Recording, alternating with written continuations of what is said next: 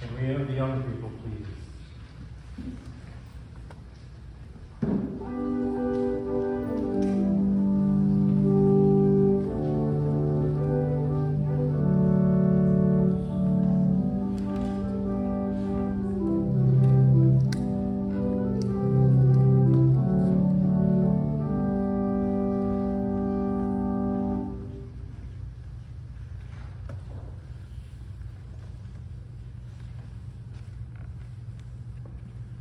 Okay, we got somebody new. Is it your friend, Lily? She came here like last time. She came here last time, but she's your friend. What's her name? Sadie. Sadie. Well, welcome. Good to have you here. Okay, now, you older people now, older young people, you've been prepped, right? I told you what I was going to ask you as a question here, because I thought you might need a little time to think about it. So I asked you, what did I say I was going to ask you? You said, what is something good you can do today? Is that what you heard me say? You heard the same thing. What did you hear? Pretty much the same thing. Okay, what I said is, what is the most important thing that you could do today? All right. But close enough. It's, yeah, about the same. All right, so what did you figure out? You're going to help somebody, okay? Give thanks to God, like in here, in church. How about you? Make someone smile. So make me smile. Okay. Very good. Accomplished. What's the most important thing you can do today? Pardon? Get to sneeze. I know that. Okay. But what's the most, is that the most important thing you can do? No, okay. Oh, helping other people, like helping her. By being a friend. Okay. Now, let me ask you one other question. You get up in the morning and think, what's the most important thing I can do today? Do you ever get up with that? Or the night before say, what's the most important thing I can get done tomorrow? You don't. How come? So when you get up in the morning and you open your eyes and you're so happy that you're alive and that nobody's woken you up yet, right? And you say, what? What do you think you're going to do? You what? You don't know. Okay, that's a good answer. You just get ready for the day, but how do you get ready for the day if you don't know what you're doing? You don't know. Isn't there something that's more important than something else?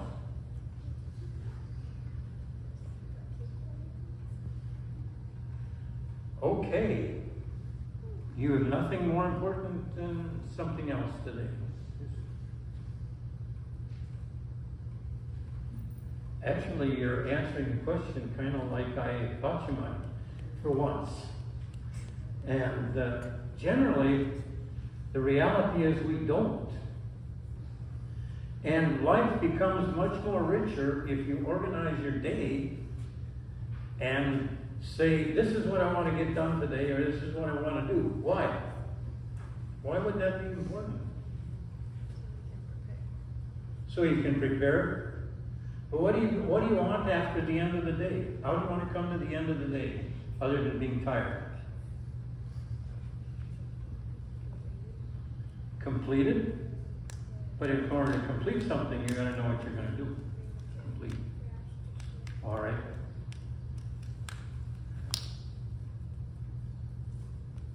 So, maybe, after listening to the sermon today, maybe you start thinking, thinking ahead. And first of all, I would like to be happy.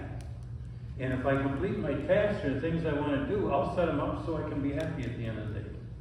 So I've helped a certain amount of people, I've gotten a certain amount of studying done, I've got a certain amount of time to play in.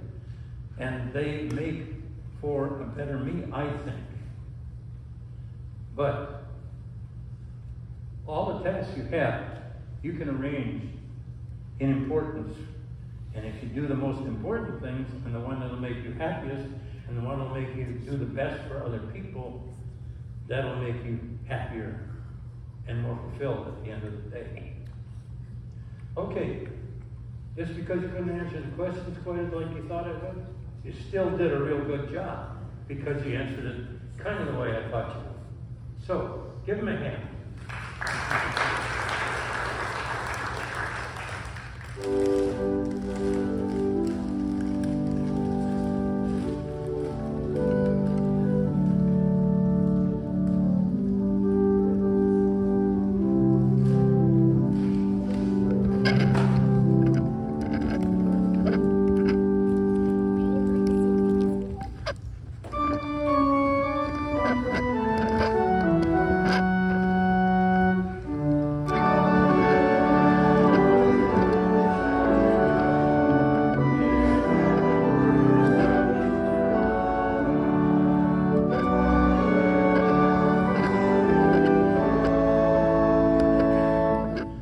Gospel is written in the 10th chapter of St. Luke, beginning at the 38th verse.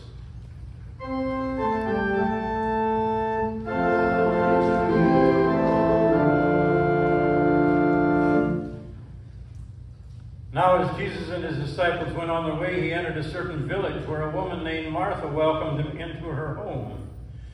She had a sister named Mary who sat at the Lord's feet and listened to what he was saying. But Martha was distracted by her many tasks, so she came to him and asked, "Lord, do you not care that my sister has left me to do all the work for myself? Tell her then to help me." But the Lord answered her, "Martha, Martha, you are worried and distracted by many things. There is need of only one thing, and Mary has chosen the better part, which will not be taken away from her." Here ends the gospel for the day.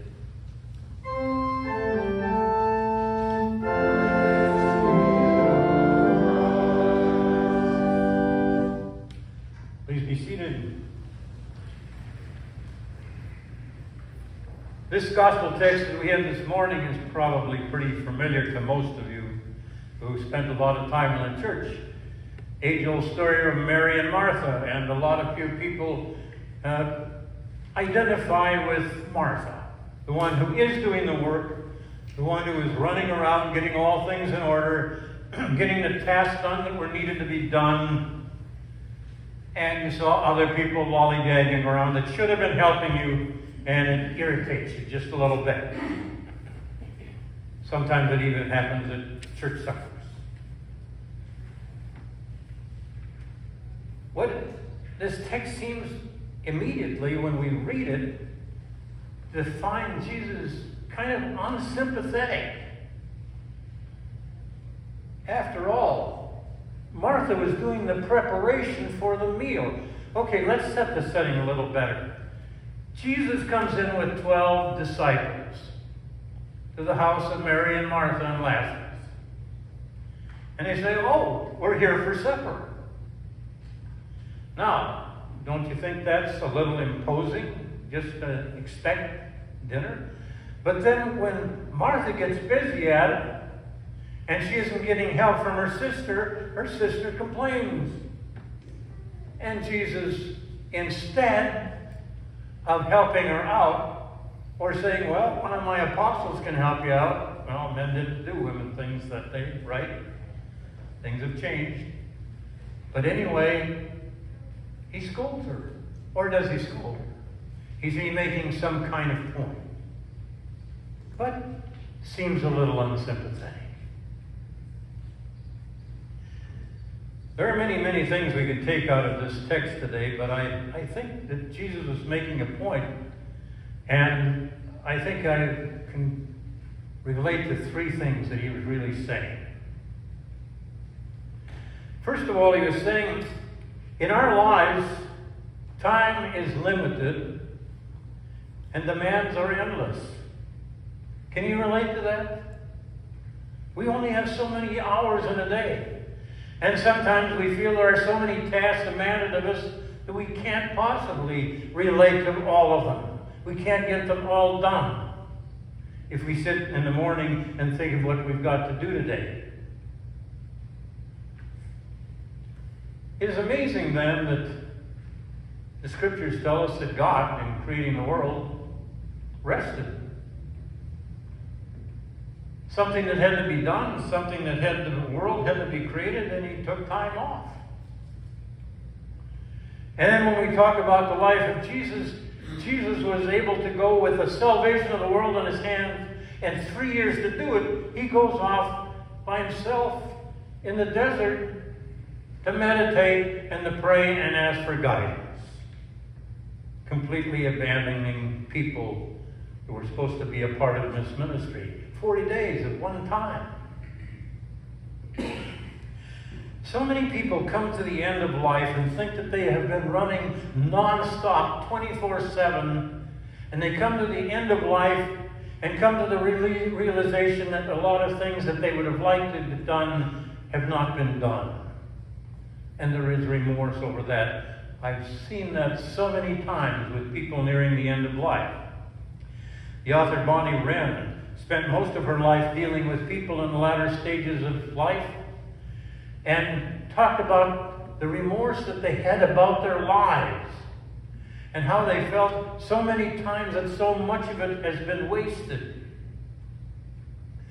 And she compiled 5, well, she can compose a list much longer than that, but I got the first 5 of the things that people were most sorry about as they came to the end of their life.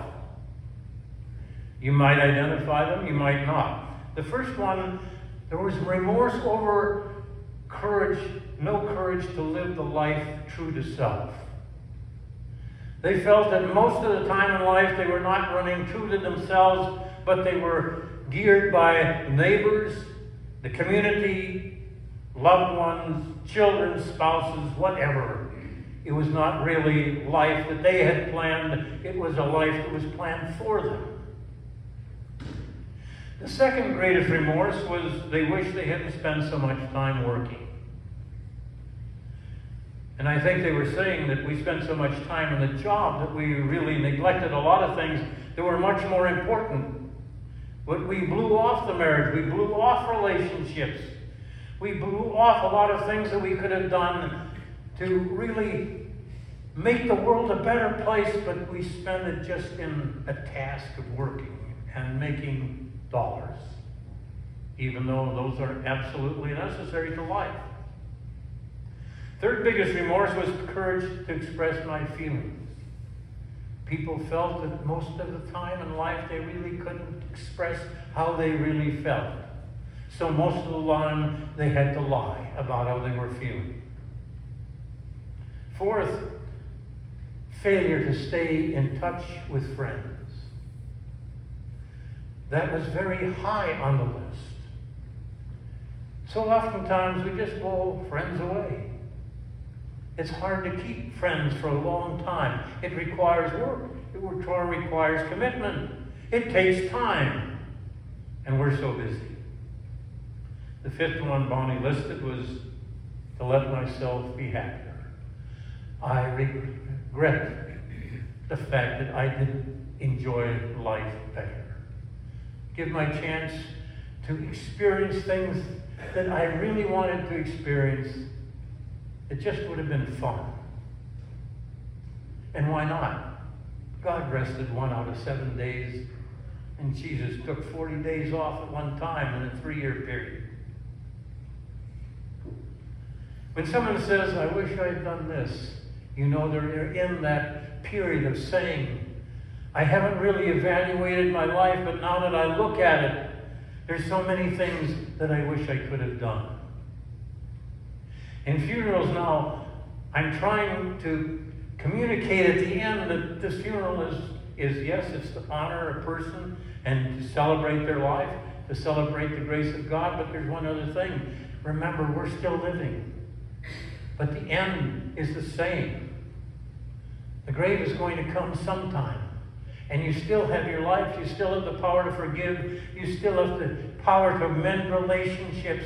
There are so many things that you can do today that would make life better and make you come to the end of life feeling that it had been more fulfilling. First lesson that Jesus was saying, you have limited time and you have so many demands. There has to be a priority. I think the second thing he said is you just get too involved in busyness. Just busyness. That's the problem with Martha. She's involved in something that she felt needed to be done, but she couldn't bear to see her sister there talking to Jesus and maybe getting some pointers on life. And if this person that is known throughout the countryside as being a healer and somebody that the crowds are following, wouldn't you think when you came to the house that would be more important even than making a meal? Maybe to say, oh, we're just going to have butter and peanut butter. Let's just sit and talk. Maybe Jesus would have liked that a little better. An observer said of life recently, we have plans that get us to places faster and we don't know what to do when we get there. We have higher and higher speed cars, but we still have the same speed limits. We have many, many more mechanical tools that we can make so many things with, and yet we're never satisfied. We always want something more. And if we get too involved in the love of things, then we fail really to care for people because it gets in the way. Somebody said in one quote that I just read yesterday, the problem with the rat race is when you're done with it, you're still a rat. And when we're all so involved in the busyness of life and saying, I got to be busy, and not find out what's important enough to spend time and get out from a busyness, then life is not going to be as meaningful. So for one thing, we have limited time and so many demands. And sometimes we just enjoy being busy. But the third point that Jesus is making, and he said it very directly to Martha, one thing is needful. And Mary has chosen that. And that was Mary desired a relationship with Jesus when Martha was too interested in just feeding him. And I think that's the way we handle people too. When you come to some place, can I give you something to eat? Can I give you something to drink? Well, I really don't care. Can we just sit and talk? And talk about poems and prayers and promises. How right it is to love somebody. If anybody had a reason to be nervous and stressed, it was Jesus. Because he knew he was going to Jerusalem. He knew he was going to die at the hands of people who hated him. And yet, because he was focused on one thing, the one thing that was needful in his life, and that was to finish out God's plan for his life and the plan of salvation for you and me, he wasn't stressed out when Martha was.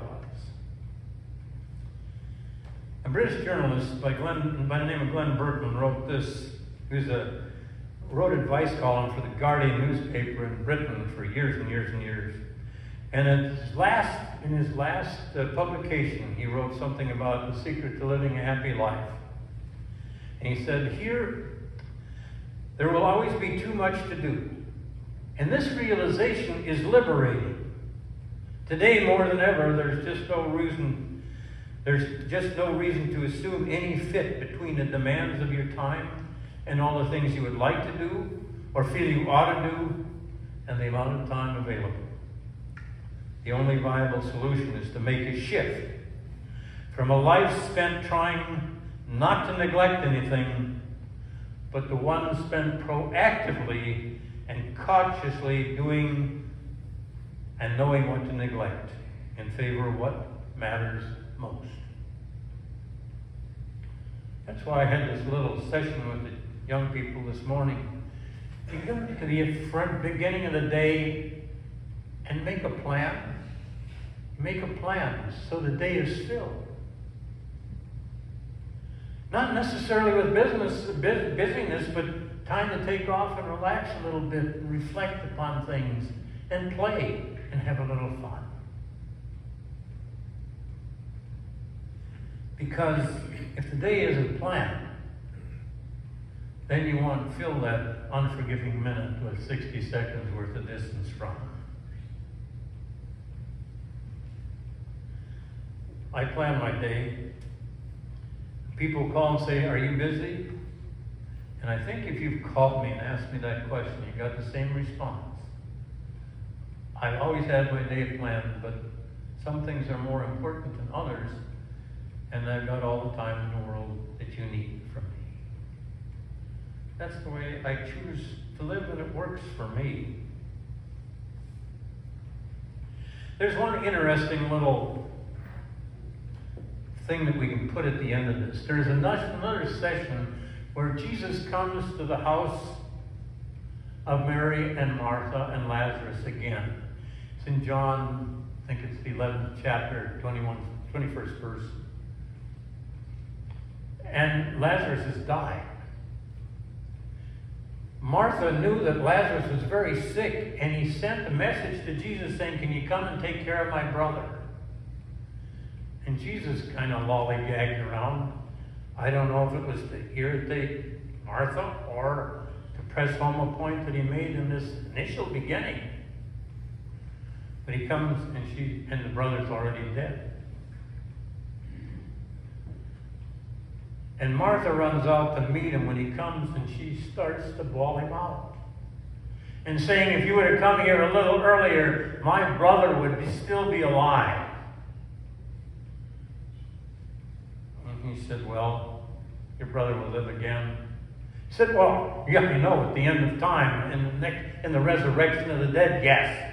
But you should have been here." And then Jesus says, "Where's Mary?" "I think she's sleeping. Can you go wake her up?" Well, Mary had learned to sleep in a storm. And she knew that Jesus was coming too, but she wanted to be well rested when he came. And when she came out, she didn't say, "Jesus, why weren't you here before?" She falls down on her knees and worships him and says, "I'm so glad you're here." And Jesus says to her, it's not written in John, but he said, "Come on, let's go wake up your brother." Mary is so involved with things and practices and trying to make everything work, and you faith. So all I can say is, like so many people in the midst of this hustle and bustle of life, we ought to take time to sit at the feet of Jesus. In our absolute busyness and needing to keep running, take some time to reflect on the things that are really needful. Amen.